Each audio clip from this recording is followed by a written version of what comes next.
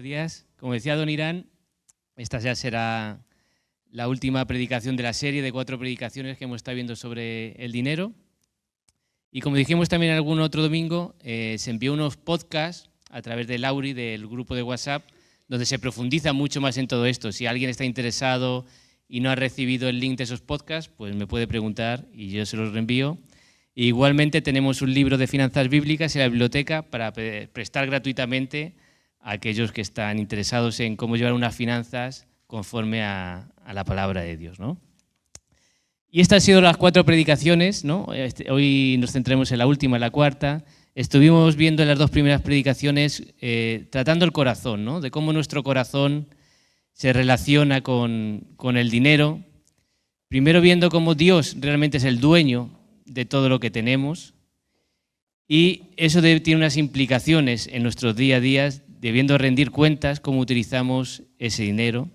Y asimismo, como sin darnos cuenta, a veces el dinero sustituye a Dios en nuestra vida, y ya no es Dios el que controla nuestras decisiones, en quien basamos cómo andamos en la vida, sino que es las ansias de conseguir más dinero o de gastar menos la que controla todas nuestras decisiones, y es en sí mismo el dinero se convierte en nuestro Dios, en nuestro mayor tesoro.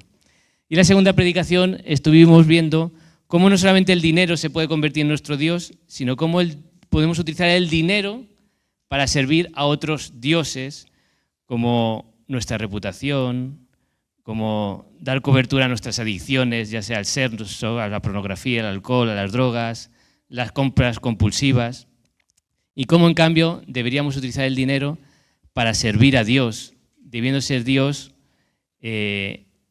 nuestro mayor tesoro al que servir, y cómo este Dios también es consciente de nuestras propias necesidades, de ser aceptados, de encontrar sentido en la vida, pero como es en Él que son satisfechas, ¿no?, estas necesidades, y no buscarlas pues en nuestra reputación, en las cosas que podemos comprar con el dinero.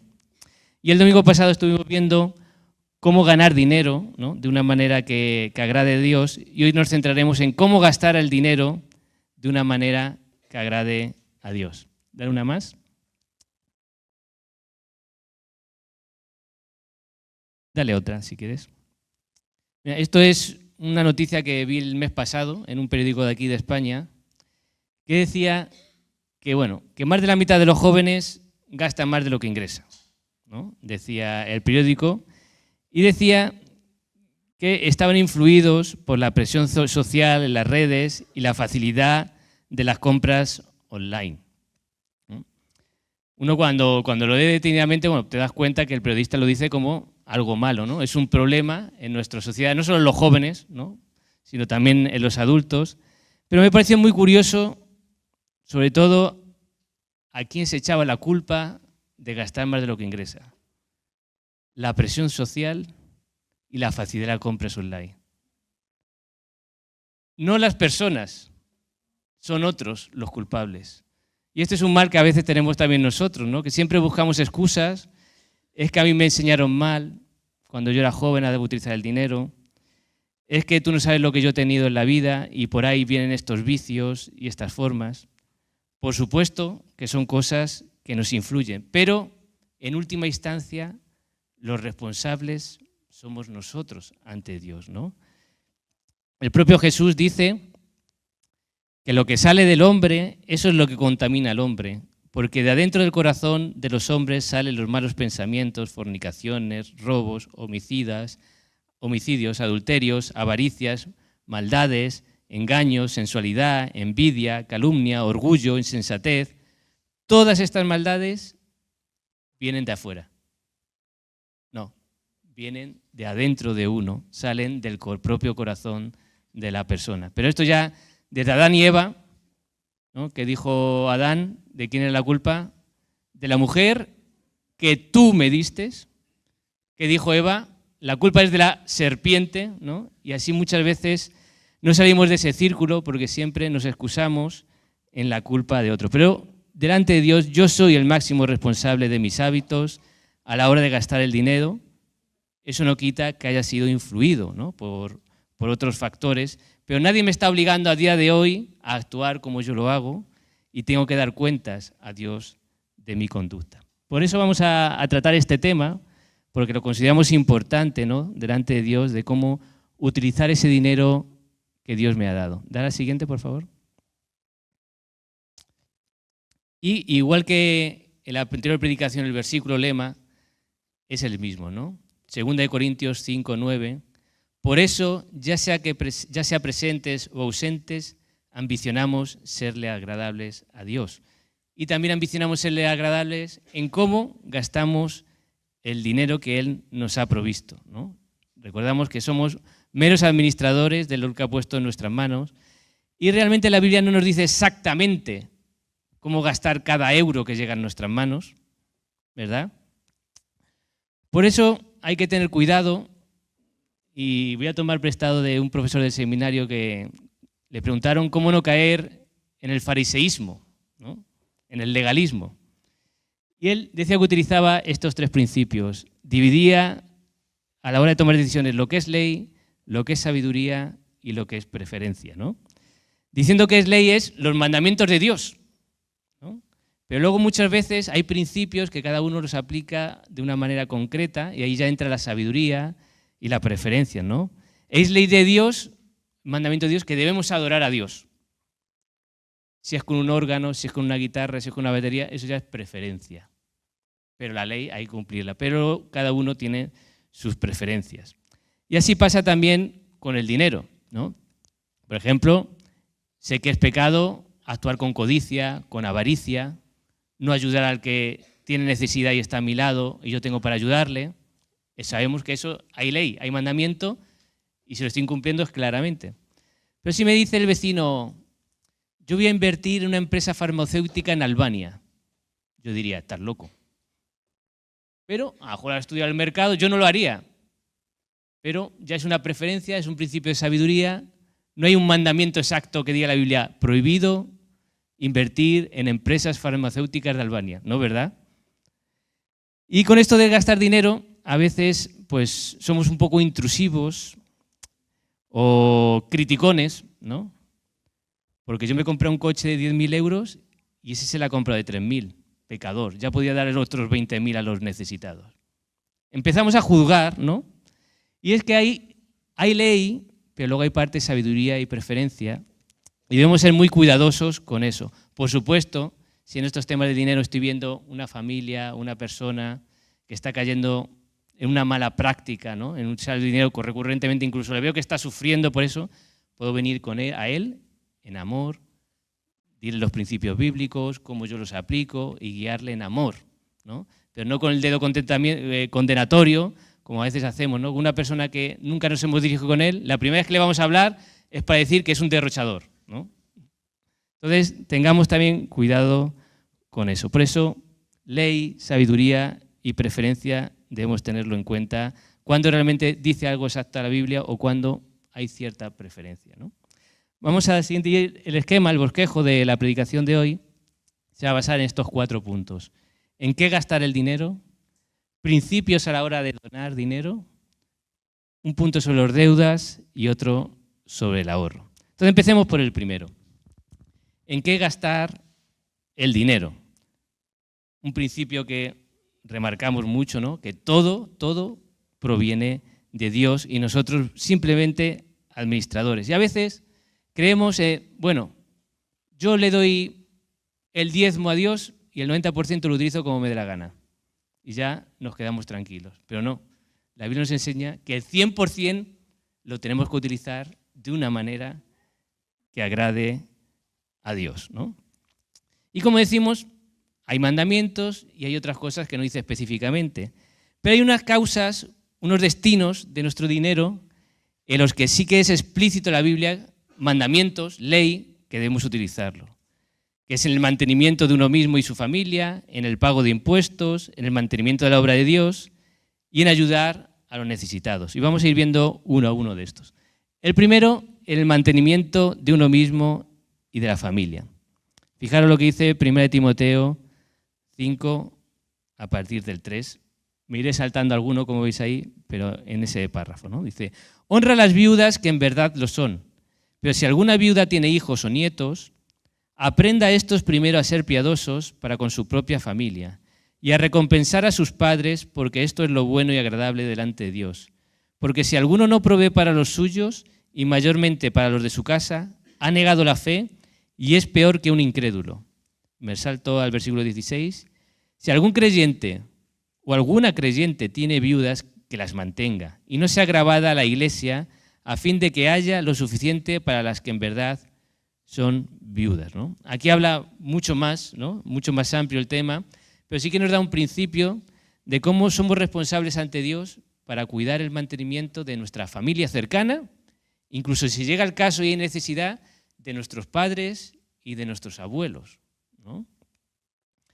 Dice que el que no actúe así ha negado la fe, ¿no? Comportándose aún peor que las personas que no creen en Dios. Y qué vergüenza o lástima, ¿no? A veces cuando vemos ejemplos fuera de la iglesia que dan una lección a los que dicen ser hijos de Dios en este asunto. Y para ello debemos trabajar, ser diligentes, ¿no? Buscar un trabajo y poder desempeñarlo de la mejor manera posible, como enseña Pablo a los tesalonicenses. Porque dice, porque oímos que alguno de entre vosotros anda desordenadamente, no trabajando en nada, sino entremetiéndose en lo ajeno. A los tales mando y exhortamos por nuestro Señor Jesucristo, que trabajando sosegadamente coman su propio pan. Claro, luego quedaría una pregunta aquí abierta, es, ¿y cuál porcentaje de todo lo que gano es para mantener a mi familia y cuál? ¿No? Pues ahí ya entraría el principio de sabiduría, ¿verdad? Y además de tener lo suficiente para poder cumplir con el resto de gastos que también Dios me pide y que vamos a seguir viendo. Entonces, uno, mantenimiento de la familia. Siguiente. Este nos gusta menos, ¿no? Pero la Biblia dice que hay que pagar los impuestos, ¿no? Hay que pagar los impuestos. La propia palabra dice, no es opcional, es impuesto, ¿no? Fijaros lo que decía Pablo y Jesús sobre los impuestos, ¿no? Jesús en Mateo 22 le pregunta, era una pregunta trampa, ¿no? Porque los judíos invadidos por el Imperio Romano pues no querían pagar impuestos al imperio que nos había invadido. En cambio, si decía que no había que pagar impuestos, estás llamando a la revolución, ¿no? Dinos pues qué te parece, Jesús. ¿Es lícito dar tributo al César o no? Pero Jesús, conociendo la malicia de ellos, les dijo, ¿por qué me tentáis, hipócritas? Mostradme la moneda del tributo. Y ellos le presentaron un denario. Entonces les dijo, ¿de quién es esta imagen y la inscripción? Le dijeron, de César. Y les dijo, dad pues a César lo que es de César y a Dios lo que es de Dios. Qué sabiduría, ¿eh? Y el propio Pablo también, escribiendo a la carta a la iglesia de Roma, o sea, el centro neurálgico del imperio, fijaros lo que les dice. Pagad a todos lo que debéis. Al que tributo, tributo. Al que impuesto, impuesto. Al que respeto, respeto. Al que honra, honra. La Biblia aquí no hay ni distintas denominaciones de iglesia católica, protestante. Es tan claro, ¿no?, que se nos llama a pagar esos impuestos. Dos razones por las que a veces se nos plantea si es lícito o para excusarnos o justificar la evasión de impuestos, ¿no? Bueno, es que los impuestos son utilizados por un gobierno ateo y pagano y además los emplea en cosas que no agradan a Dios, ¿no? Cosas muy pecaminosas. Y además los políticos son todos unos corruptos. Entonces, para eso me lo quedo yo. Pero fijaros en el contexto que lo está diciendo Pablo, Imperio Romano, con tal que leamos un poquito de historia del Imperio Romano, ¿no? Eso era mucho más perverso todavía que de hoy. Incluso perseguían a los cristianos, los mataban.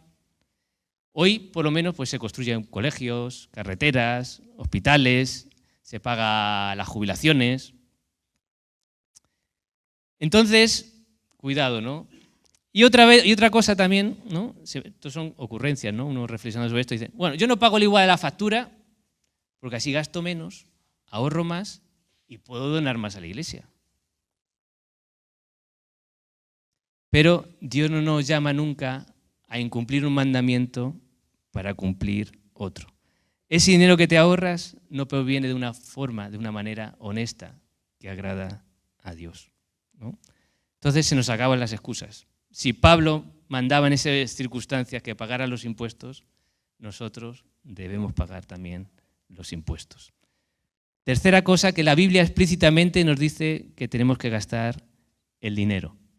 Y es el mantenimiento y la extensión de la obra de Dios. La Escritura deja muy claro que Dios no necesita nuestro dinero. No lo necesita. Nos da el privilegio y la oportunidad de poder ser copartícipes con Él en ese proyecto, ¿no?, de expandir su palabra.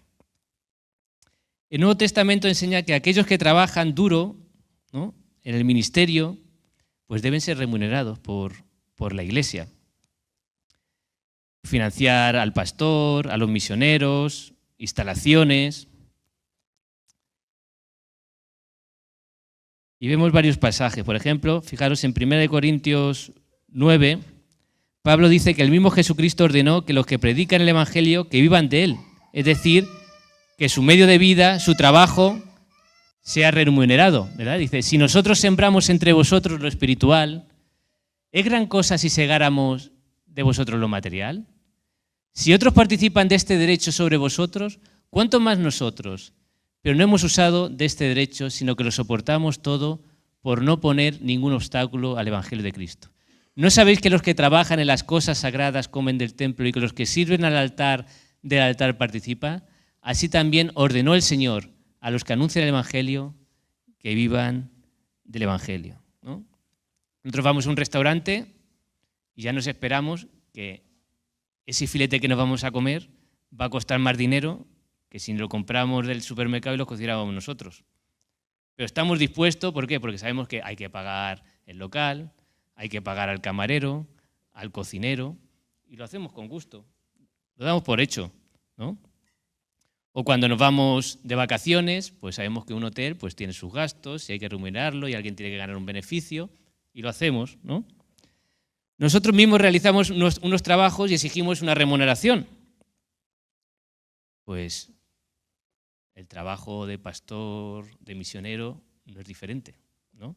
Es más, si me cabe, mucho más importante, ¿no? Porque estamos hablando de las almas de las personas. ¿Y quién debería colaborar con su sustento? Pues principalmente los hijos de Dios, ¿no? Los que se benefician de ese bien, ¿no? Dicen, si nosotros sembramos entre vosotros lo espiritual, ¿es tanto que también recojamos un poco de lo material? Somos responsables del uso del dinero, ¿no?, que se nos ha permitido ganar para utilizarlo también para la expansión de su evangelio. Y una pregunta es, ¿cuál es la razón en tu corazón por la que a lo mejor no estás ofrendando o no estás ofrendando quizás lo suficiente, ¿no? Esa es una pregunta para cada uno de nosotros. Solo Dios conoce el corazón, pero cada uno debe hacerse esa pregunta y esa reflexión. Porque contribuir económicamente a la obra de Dios, decimos, es un privilegio, pero también es un mandato. También es un mandato. Otra cosa en la que Dios nos pide que gastemos lo necesitado, el dinero, y es ayudar a los necesitados. O sea, si hay alguna cosa en la que más se emplea en la Biblia sobre dar dinero, es ayudar a los necesitados. El mayor número de pasajes que tengo en mente en el Nuevo Testamento al menos es respecto a ayudar a los necesitados. Y estos necesitados no están restringidos solamente, por supuesto que sí, a nuestro alrededor, pero también cuando lees las cartas de Pablo que recogía dinero, muchas veces recogía dinero para otros creyentes que vivían en otros países o en otras ciudades, ¿no? No solamente ayudar a los necesitados de nuestro alrededor, primeramente eso, pero también a los que están lejanos. Hoy en día, en tiempos modernos, pues hay ONGs cristianas, ¿no?, para apadrinar niños, para ayudar a los cristianos perseguidos, como Puertas Abiertas, y con ellos, gente fiable y honesta, podemos contribuir y ayudar a esas personas. Y hay diferentes pasajes, ¿no? Ahí los tengo escritos, por ejemplo, en Efesios y en Hechos. una pregunta, si te preguntan por qué trabajas, dirá, bueno, sí, para mantenerme, mantener mi familia, pero fijaros lo que dice Pablo, ¿no?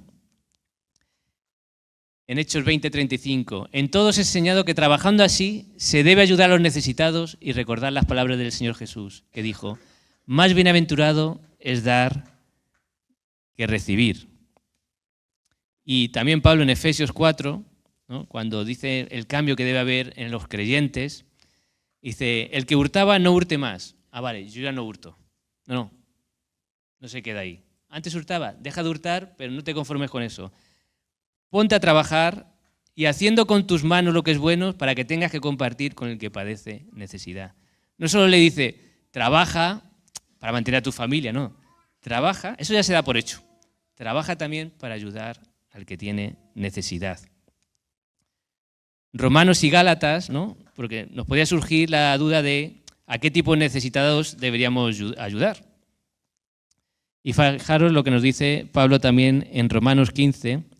Mas ahora voy a Jerusalén para ministrar a los santos, porque Macedonia y Acaya tuvieron a bien hacer una ofrenda para los pobres que hay entre los santos que están en Jerusalén. ¿Ves? Ayudan a necesitados, creyentes que están en otro país. Pues le pareció bueno y son deudores a ellos, porque si los gentiles han sido hechos participantes de sus bienes espirituales, ellos también quieren ministrarles con los materiales. Y Romanos 12:20 dice, así que si tu enemigo tuviere hambre, dale de comer.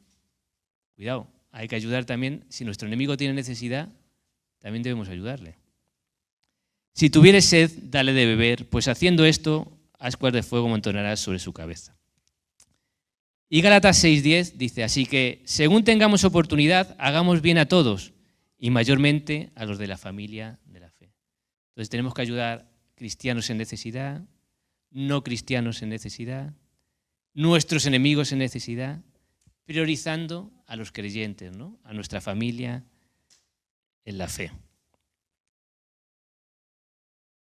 Y fijaros también, primera de Juan, lo que nos dice, en 3:17 al 18, dice, pero el que tiene bienes de este mundo y ve a su hermano tener necesidad y cierra contra él su corazón, ¿cómo mora el amor de Dios en él? Hijitos míos, no amemos de palabra ni de lengua, sino de hecho y en verdad. ¿Cómo podemos decir que Dios está en nosotros, que en nosotros reside el amor de Dios, cuando vemos esa necesidad, tenemos la capacidad de ayudar y no lo hacemos? Y no lo he puesto aquí, pero en Mateo 25 tiene una parábola de Jesús, si recordáis, de cuando tuve sed no me disteis de beber, cuando tuve hambre no me disteis de comer. Dice, ¿cuándo te vimos con necesidad y no te dimos? Dice, cuando tuvisteis a una persona necesitada y no le ayudasteis, me dejasteis de ayudar a mí. Pero cuando le ayudasteis, me estabais ayudando a mí. Fijaros qué comparación. Cuando ayudamos a alguien en necesidad, es como si estuviéramos ayudando a Cristo, ¿no? Una más. Y otra pregunta es, ¿quién son los necesitados? Pues en tiempos bíblicos, los que no tenían comida, bebida, ropa, lugar para vivir, ¿no? Muchas veces se centraba sobre todo en viudas. Una mujer viuda no podía trabajar, no tenía pensión de viudedad, el huérfano que se quedó sin padres, el extranjero que había vendido todo y había venido por escasez. Y en nuestra época, pues, parte de esos grupos con ayudas del Estado, pues ya no lo son tanto, pero sigue habiendo personas con necesidad de ropa, de vivienda a nuestro alrededor y en países lejanos, ¿no? Se habla mucho de la globalización del mundo, pero eso implica todo.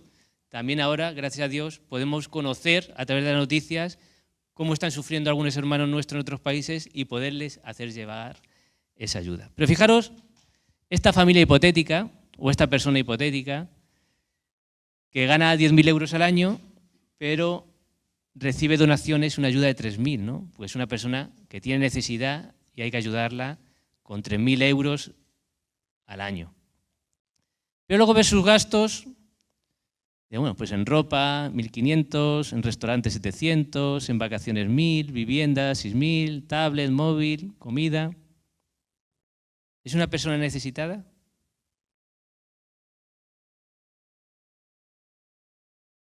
¿En qué utiliza esos 3.000?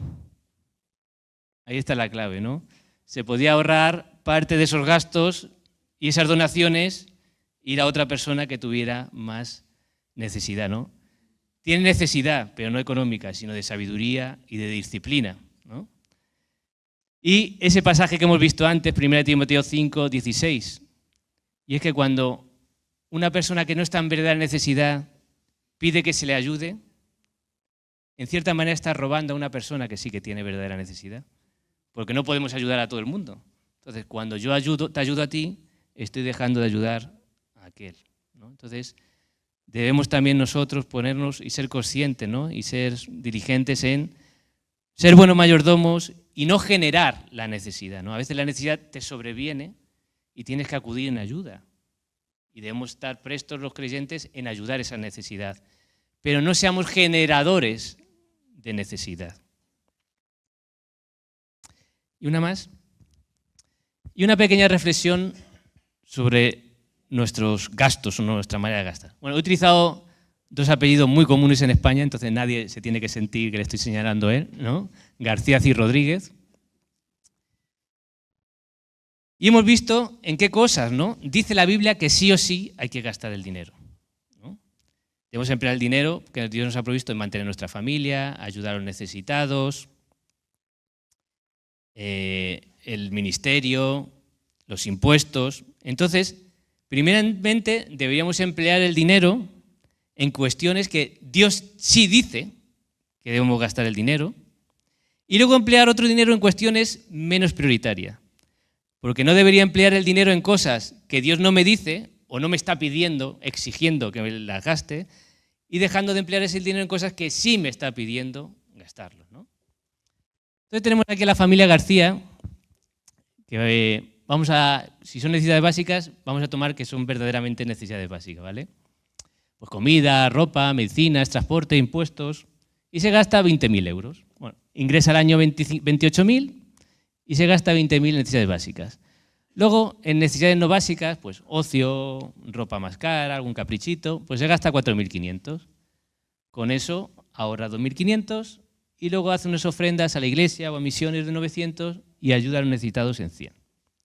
Y luego tenemos a la familia Rodríguez, que se gasta el mismo dinero, gana lo mismo y se gasta lo mismo en necesidades básicas. Y luego destina 3.000 euros ahora a ofrendar a la iglesia, 1.500 a ayudar a los necesitados, ahora 2.500 y lo que le sobra en necesidades pues no básicas. Se pueden dar un capricho también los Rodríguez, ¿no? Y aquí la pregunta es, ¿quién está estableciendo unas prioridades correctas y quién está priorizando cosas que a lo mejor Dios no le está pidiendo, ¿no? Pues vemos la familia García, ¿no? La familia García, después de las necesidades básicas, está priorizando las no básicas, luego prioriza el ahorro y luego ya lo que sobre para otros, ¿no? En cambio, los Rodríguez dice, a ver, Dios me pide mantener mi familia, 20.000. Dios me pide la expansión del Evangelio, 3.000. Me pide ayudar a los necesitados, 1.500. Los impuestos están en las necesidades básicas. Y luego, pues mira, voy a conseguir, también debo ser prudente, voy a ahorrar lo mismo que la García, lo que pasa que la diferencia está en que las necesidades no básicas, pues me gasto menos, ¿no? Y es una manera sabia, priorizando lo que Dios prioriza y no priorizando lo que Dios no prioriza. La pregunta es, nosotros ahora, ¿no? Poner ahí nuestro apellido y decir, ¿estoy priorizando en gastar el dinero en lo que Dios sí me está pidiendo y luego en lo que Dios no me está pidiendo? Dios no me exige, te tienes que ir a la playa. No está mal ir a la playa, ¿eh? Yo voy a la playa en verano. No está mal. Pero no puedo irme a la playa sin cumplir otras cosas que Dios sí me está pidiendo, ¿no? O me puedo ir a un hotelito más humilde, ¿eh? Y también puedo seguir ayudando a los necesitados, ofrendando a la iglesia, etc. Ahora el siguiente. Vamos al punto 2. Y es algunos principios que encontramos en la palabra a la hora de donar dinero, ya sea a la expansión del Evangelio o ayudar a los necesitados. Y 2 Corintios 8 y 9, no vas a centrar 8, pero 8 y 9 nos da unos principios muy buenos, ¿no? que vienen de Dios. Es importante saber el contexto. Pablo está aquí hablando de recolectar dinero para enviárselo a los necesitados en Jerusalén, ¿no? Pero son principios que se pueden aplicar a cualquier donación de dinero de forma recurrente, ya sea a la expansión del Evangelio o también ayudar a los necesitados. Y un principio es dar con generosidad. Fijémonos en los versículos del 1 al 3, 2 Corintios 8. Dice, ahora, hermanos, queremos que se enteren de la gracia que Dios ha dado a las iglesias de Macedonia.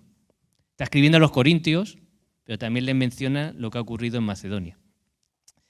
En medio de las pruebas más difíciles de esta iglesia de Macedonia, su desbordante alegría y su extrema pobreza abundaron en rica generosidad. Soy testigos que dieron espontáneamente tanto como podían y aún más de lo que podían. Primer principio, dar con generosidad.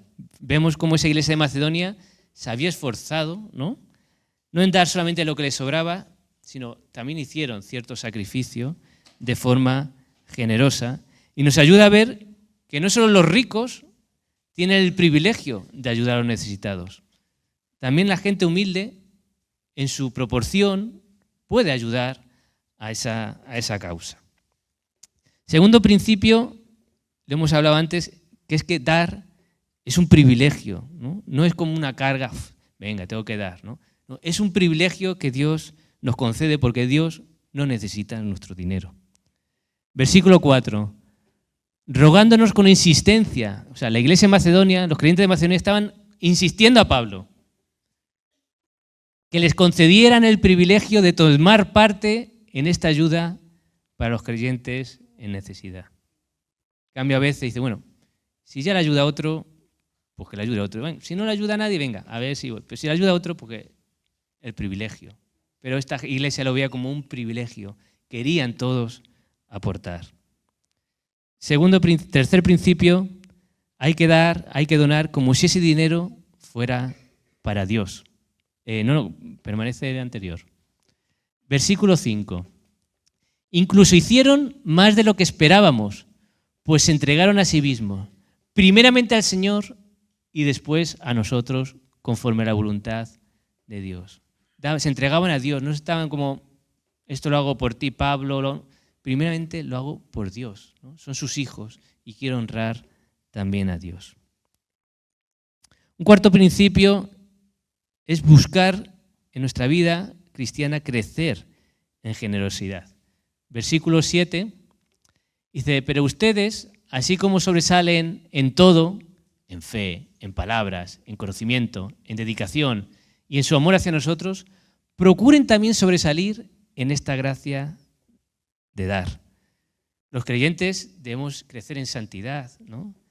Parecernos cada día más a Jesucristo. Esa es la meta del creyente, ese es el proceso en el que estamos día a día creciendo. Queremos crecer en fe, queremos crecer en sabiduría, en conocimiento. Pablo está diciendo, también tenéis que crecer en ser más generosos, en dar, ¿no? Es otra área de nuestra vida en la que tenemos que seguir procurando también ser más parecidos a Cristo. Porque, siguiente principio, versículos 8 y 9, tenemos el ejemplo de Cristo, nuestra meta.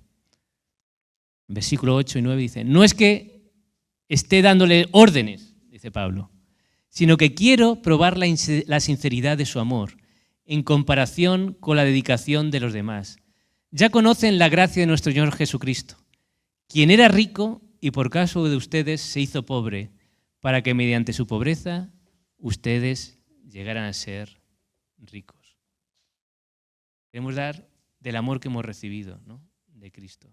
Y ese, fijaros, un pasaje que habla de ofrendar y el ejemplo a seguir es lo que Cristo, ¿no?, nos ejemplificó en la cruz. Él estaba en el mayor palacio que puede existir, en la ciudad celestial, rey, soberano. Él no tenía problemas. Decidió nacer donde comen los animales, morir como el peor de los criminales, para que nosotros nos hiciéramos ricos, ¿no? Heredáramos su gracia y sus bendiciones. Sexto principio, versículos 11 y 12, dice: lleven ahora a feliz término la obra para que según sus posibilidades cumplan con lo que de buena gana propusieron. Porque si uno lo hace de buena voluntad, lo que da es bien recibido según lo que tiene y no según lo que no tiene. O sea, debemos dar con alegría y no de forma forzada, ¿no? No es simplemente aquí una arenga, venga, hay que dar, venga, vamos a dar. No, eso no es el propósito final, ¿no? Es que podamos llegar a dar con alegría, con gozo, sintiéndonos privilegiados de poder participar en esa obra de Dios. Y el último principio, que también está contenido en esos versículos del 11 al 12 y también el 13, es que la cantidad a dar debe estar en relación de nuestros ingresos, ¿no? Hemos leído también el 11 y 12, que es según sus posibilidades, según lo que tiene, y el versículo 13 dice: no se trata que otros encuentren alivio mientras que ustedes sufren escasez, es más bien cuestión de igualdad, ¿no? Es dar algo proporcional a lo que nosotros recibimos. Y vamos a pasar ahora al siguiente punto y vamos a hablar sobre las deudas, ¿no? Las deudas, pues es algo atractivo, ¿no? Porque dices, esto que hoy no me puedo permitir, con la deuda me lo puedo permitir. Un banco o alguien me presta dinero y aquello que a lo mejor me llevaría mucho tiempo poder esperar a conseguirlo, lo puedo conseguir hoy mismo. Por supuesto, la deuda no siempre es pecado, ¿vale? Hoy en día, pues el que quiere comprarse una casa, pues pocas personas pueden tener los cientos de miles de euros que vale hoy día un piso, ¿no? Y además, tienes que elegir entre pagar una cuota o pagar el alquiler. El coste va a ser similar, simplemente que tienes una deuda pendiente. Pero algunas veces sí que puede hacerse por temas ambiciosos, por temas de envidia, por simplemente tener impaciencia de espérate unos meses, ahorra y te lo compras. No, lo quiero ya, entonces lo financias, ¿no? Y nos enredamos, incumplimos, ¿no? Vamos en contra de muchos principios sabios que nos da la palabra y actuamos de una forma caprichosa, imprudente, simplemente porque quiero una tele más cara, un móvil de última generación, ¿no? Y nos enredamos en deudas no necesarias, simplemente derivadas de nuestra codicia, envidia, materialismo. Y es que debemos tener cuidado porque las deudas tienen sus consecuencias, ¿no? Y una es que la deuda esclaviza. 1 Corintios 7:23 dice: habéis sido comprados por precio, mas no os hagáis esclavos de los hombres. Lo dice en otro contexto, ¿no? Pero nos podemos llegar a ser esclavos cuando, claro, la deuda te implica todos los meses cumplir con tu obligación de pagar los intereses, pagar la cuota. Entonces, de alguna manera, estás atado, ¿no? Y, como no pago los intereses, entonces no puedo gastarme el dinero en esto porque tengo que pagar los intereses. De alguna manera, la deuda determina muchas decisiones que puedas tomar en tu vida. Pues me gustaría jubilarme, pero con la deuda que tengo, pues no puedo. O me gustaría mudarme, pero a ver cómo puedo. O me gustaría trabajar menos horas, pero a ver cómo pago la deuda. O sea, tiene sus consecuencias. No es gratis el endeudarse, como algunos creen o intentan vender, ¿no? Otra consecuencia es que te puedes arruinar. Si no pagas, te embargan. Te pueden embargar la casa, el coche, hasta parte de tu salario que recibes todos los meses. Y Proverbios, que además lo estamos estudiando en la escuela dominical con Jorge, pues habla mucho sobre las deudas, sobre el dinero. Y en Proverbios 22, 26 al 27 dice: no te comprometas a garantizar la deuda de otro, no seas fiador de nadie. Si no puedes pagar, te quitarán hasta la cama en la que duermes. Es una versión un poco más coloquial. Pero es así. Puedes caer en la ruina total, como a muchas personas le ha ocurrido. Además, tener deudas genera mucha preocupación, es estresante. Uy, que este mes no llego. Uy, ¿qué voy a hacer ahora? ¿No? Y tienes que hacer un puzzle para poder cubrir todo lo que tienes que pagar. Por lo tanto, debemos ser muy sabios y precavidos a la hora de tomar la decisión de endeudarnos. Y el último punto hablar sobre los ahorros.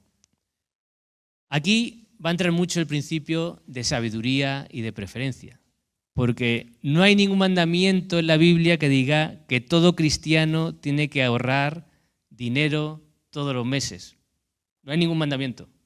Si lo encontráis, luego me lo decís y lo mejoro para la próxima. Pero yo no he encontrado ningún mandamiento. Hay principios, ¿no? Hay principios como Proverbios 21:5, dice que los planes bien pensados y el arduo trabajo llevan a la prosperidad, pero los atajos tomados a la carrera conducen a la pobreza. El ahorro es un plan bien pensado, ¿no? Debo planificar el futuro, pero ya no puedo entrar en tienes que ahorrar un 10% de todo lo que ganas, tienes que ahorrar un 15%, tienes que ahorrar un 20%. Ahí ya entra preferencias, sabiduría, planificación de cada uno, ¿no? Pero ¿que es un principio sabio el ahorrar siempre que se pueda? Sí lo es, ¿no? Es sabio, es prudente, ver con anticipación y anticiparse a los problemas. Y podríamos hablar de diferentes tipos de ahorros o propósitos con ese ahorro. Por ejemplo, tener ahorros para el corto plazo, pues para emergencias, ¿no? Que se me abrió el coche. Tengo que tener siempre ahí un colchoncito para gastos imprevistos, ¿no? También gastos irregulares, y esto me refiero bueno, hay gastos, pues viene la luz, el teléfono, pues eso viene todos los meses, pero por ejemplo el seguro de la casa o el seguro del coche, pues viene una vez al año o 2 veces al año. Uy, este mes no llego porque me viene el seguro del coche y dice, pero no lo sabías ya antes. Si sabes que te viene todos los años el mismo mes, ¿no? Podemos tener esos ahorros para estas cosas del corto plazo, o tengo la hipoteca tipo variable, pues, y me lo revisan cada 6 meses. Pues cuidado, porque el Euribor tú no lo controlas y debes tener un colchoncito por si te suben el tipo de interés y la cuota, ¿no? Podemos hablar también de ahorros para temas del medio plazo. Pues grandes compras previstas, ¿no? Por ejemplo, quiero hacer una reforma en la casa o tengo que dar la entrada de una casa. Entonces tengo que ahorrar para esa inversión a medio plazo. O pues, sé que la lavadora cada 10 o 12 años se me estropea. Pues sé, ya tiene 9, tengo que tener ahí preparado porque en cuanto menos me lo espere, se me rompe. Pues también tener algo previsto, ¿no? Y para periodos de menos ingresos, ¿no? Hay incertidumbre, pues nos podemos quedar desempleados, una enfermedad, y entonces ya cobras un subsidio, pero ya no el mismo sueldo que antes. Entonces, pues para esos temas también es bueno tener algo ahorrado. ¿Cuánto? Pues no hay ley, ¿no? Como hablábamos, es un principio de preferencia, de sabiduría. Lo que sí que tenemos que examinar nuestro corazón. Ni nos pasemos de ahorrar, ¿no? Y eso nos impida pues, ser generosos con otros, ayudar en otras causas, o malvivir simplemente por acumular. Pero tampoco el otro extremo de, no, yo vivo el día, da lo mismo. Sí, podría, pero hay que disfrutar el día a día, que no sabes lo que ocurrirá mañana, ¿no? Bueno, si ese es tu leitmotiv, tu lema de vida, pues tendrá sus consecuencias, ¿no? Y ya para terminar, ya sea el siguiente. Para terminar esta predicación y la serie entera, ¿no? Pues es parte del Evangelio, ¿no? Nuestra vida con el Señor, lo que ha hecho el Señor por nosotros hasta aquí, desde su muerte en la cruz y traernos esa esperanza de poder estar un día con Él, ¿no? Y este versículo que hemos visto antes, pues pudiera ser un versículo lema o que marcara nuestra relación con el dinero. Ya conocéis la gracia de nuestro Señor Jesucristo, que aunque era rico, por causa de vosotros se hizo pobre, para que mediante su pobreza vosotros llegarais a ser ricos, ¿no? Que no marque el dinero nuestra vida cristiana, ¿no? Que sea Dios el agradarle a Él, ya sea en ganar dinero, sea en gastarlo, sea en conducirnos en esta vida con nuestros hermanos, con nuestro servicio a Él. Pero tener siempre presente el Evangelio, ¿no? Muchas veces el Evangelio es algo que compartimos, predicamos, enseñamos a los no creyentes y se nos olvida que el Evangelio es también para los creyentes, porque el Evangelio marca nuestro día a día. El sabernos que Dios murió por nosotros, que Él no escatimó como escatimamos nosotros a veces con lo material, Él no escatimó su vida para darse enteramente por nosotros. Eso debía marcar todas las áreas de nuestra vida y también en cómo manejamos el dinero y en la confianza, ¿no? En quién ponemos nuestra confianza, sino en lo que gastamos, en lo que ingresamos, en lo que podríamos obtener de más, o confiamos en lo que Dios puede hacer en nuestra vida, por nuestra vida y a través de nosotros en los que tenemos alrededor, ¿no? Entonces, que sea el Señor el que dictamine cómo conducirnos, ¿no? En relación al dinero que Él ha puesto en nuestras manos. Amén. Amén.